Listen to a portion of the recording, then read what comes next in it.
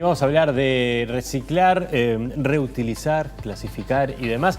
Parte de una campaña que está lanzando la Intendencia a través de su Departamento de Desarrollo Ambiental, y estoy recibiendo a Ángela Reyes, que es parte de ese departamento. Te toca la parte linda, ¿no? Porque el tema de los residuos tiene una cantidad de cuestiones más o menos complicadas y demás, pero la de comunicar y formar público debe ser la parte que está más interesante.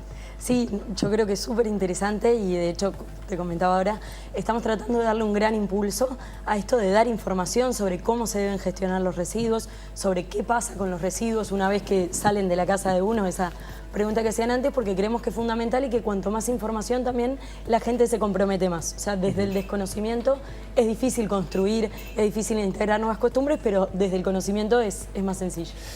Yo te comentaba que estuve leyendo en otros momentos algunas cuestiones sobre la historia de la ciudad y hablaban de que desde la época de la colonia Montevideo tenía un problema con los residuos y con la higiene, y siempre ha estado vinculado o durante mucho tiempo ha estado vinculado mayoritariamente a malas prácticas ciudadanas, ¿no? Y es muy común todavía ver gente que de repente va por la calle y tira un papel, o que desde algunos edificios tira la bolsa de basura por la ventana para abajo, etcétera, etcétera. ¿Esta tarea de formación de repente es la que nunca se ha encarado? ¿La de educarnos a nosotros ciudadanos? Sí. No, en realidad, en el caso puntual de la Intendencia, hace años que hay planes de educación ambiental y han habido campañas más o menos grandes. Nosotros ahora sí estamos como en una decisión de que haya campañas masivas todos los años. El año pasado hubo una, este año hubo otra. Sumamos esta idea del manual de gestión de residuos que por ahora está digital, pero que vamos a entregar a cada hogar de Montevideo. Estamos empezando a imprimir 400.000 manuales como para decir, bueno, todo lo que necesitas saber te lo explicamos. Y de ahí en más, entonces, respondiendo a la pregunta, creo que han habido muchos esfuerzos y no solo por parte de la Intendencia, ahora también las instituciones educativas, hay instituciones sociales, organizaciones de la sociedad civil que hacen mucho, pero evidentemente todavía falta mucho más y bueno, eso es lo que estamos tratando de encarar. Dentro de eso marcan como 3 ejes en los residuos, ¿no? Los que son compostables, es decir, lo pueden transformarse en compost, los reciclables y los mezclados. Es como lo básico, pero no sé si todo el mundo lo tiene claro.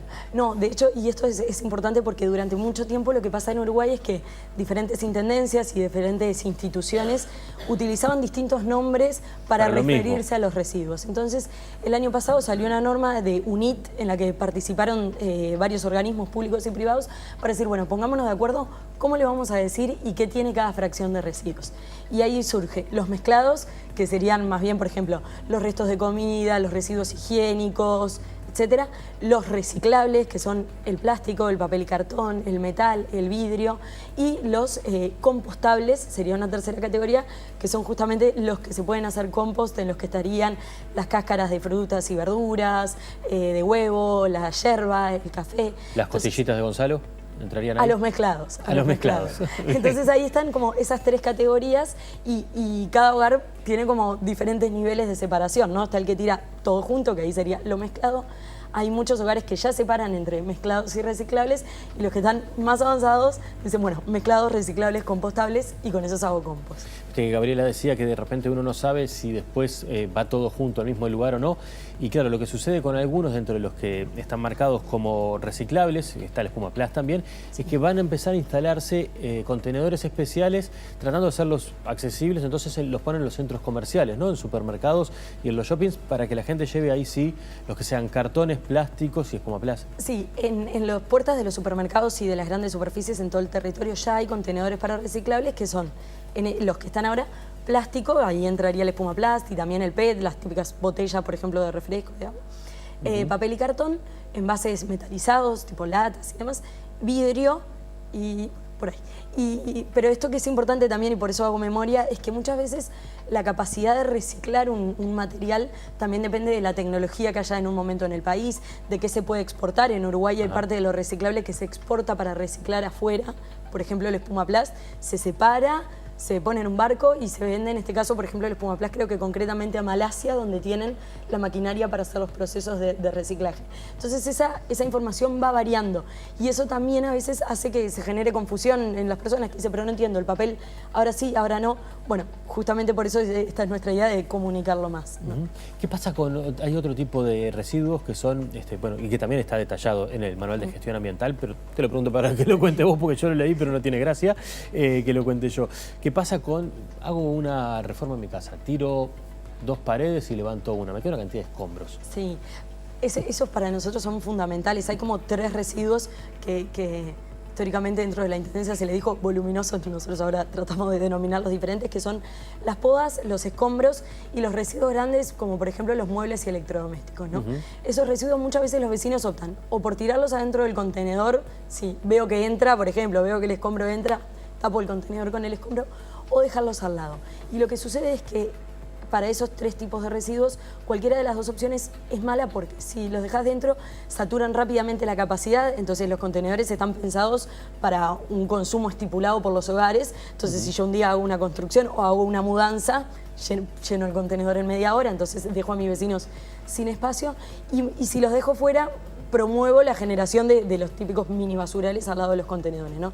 Y por eso nosotros ahí insistimos que la Intendencia cuenta con un servicio que es especial, que uno llama o lo puede hacer a través de la web y dice, tengo escombros, y le dicen, bueno, déjalos en tu puerta, tal día los pasamos a buscar.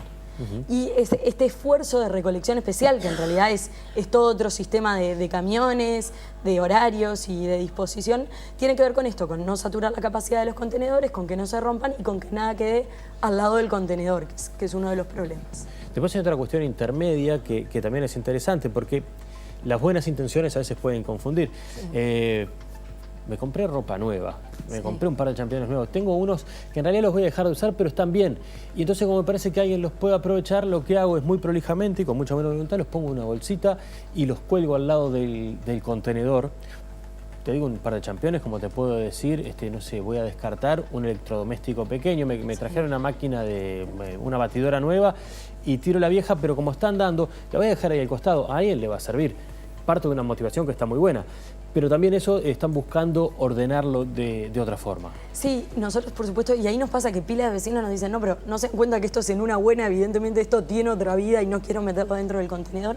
Y por supuesto que estamos de acuerdo porque además promover la reutilización justamente es uno de los ejes de educación y tiene un montón de beneficios que son ambientales y también son sociales, también son económicos, o sea, genera un montón de cosas que están buenas, pero nosotros lo que estamos tratando es de desarrollar algunas alternativas para poder hacerlo, como decís tú, de manera ordenada. Y ahí apostaron a la tecnología desarrollando una aplicación para, nada, decir, che, tengo esto para dar, ¿quién lo viene a buscar? Sí, allí en realidad fue una iniciativa privada de una organización. Es cierto, sí, estuvieron acá además. Estuvieron acá, claro, que la plataforma es tuyo.uy. ¿Y qué es eso? Yo posteo, simplemente tengo esto, ya no lo quiero usar, ¿quién lo necesita? ¿A quién le puede servir? Y ahí se promueve el intercambio gratuito de objetos entre pares, que además es una práctica que creemos que está buenísima porque supone un montón de autorregulaciones que van teniendo los propios ciudadanos, ¿no? ¿Qué puedo dar? ¿Qué corresponde pedir? ¿Cómo lo posteo? Etcétera, que creemos que son prácticas que funcionan por muchos motivos.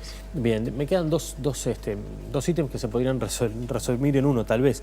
Uno es que pasa con las pilas, que uno sigue utilizando pilas con una cantidad de artefactos y que tiene un desecho que es muy tóxico, por un lado, y qué pasa con los desechos de otro tipo, llamémosle de los agrotóxicos y demás, agroquímicos que se utilizan, que vienen de repente en grandes bidones de plástico o en terrinas de metal o cosas así, que Montevideo, por más que mucha gente no lo conozca, tiene su superficie rural muy amplia, muy utilizada y que utiliza también estos productos.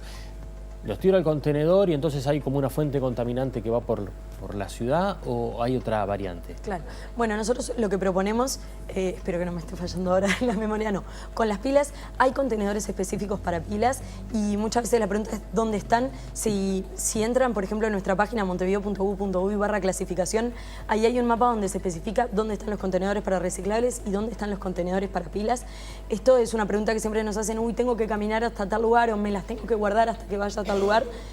Es verdad, supone un esfuerzo extra, pero nosotros lo que creemos es que los beneficios desde el punto de vista ambiental superan el esfuerzo que le requiere al vecino, ¿no? Así que por un lado para las pilas siguen existiendo esos contenedores. Además tampoco ocupa tanto lugar si uno tiene que quedarse con 4 o 6 pilas durante 15 días hasta ir hasta el lugar. Sí, no va a sufrirlo. Por eso, de hecho hay mucha gente que nos dice, las voy acumulando y un día, bueno, cuando sé que voy al lugar que está el contenedor, las llevo o nos organizamos y llevo las de toda la familia y demás. Eso con el lado de las pilas y con el lado de los otros recipientes, nosotros lo que promovemos ahí es que efectivamente si uno los va a tirar al contenedor, lo que hay que hacer es asegurarse de lavarlos bien antes.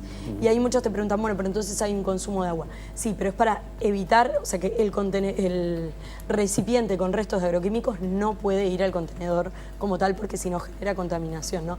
Y ahí te digo, no son solo los envases, las pilas, también están los electrónicos como los celulares, las lamparitas de bajo consumo, los medicamentos vencidos. O sea, hay un montón de residuos que por sus características, ya sea por su peligrosidad o porque le pueden generar confusión a quien los ve, necesitan disposiciones especiales y es importante conocerlas y decir, bueno, eso, si yo tengo un medicamento vencido, no lo dejo en el contenedor porque es un peligro, lo llevo hasta la farmacia que me lo reciben. Y así con cada uno, ¿no?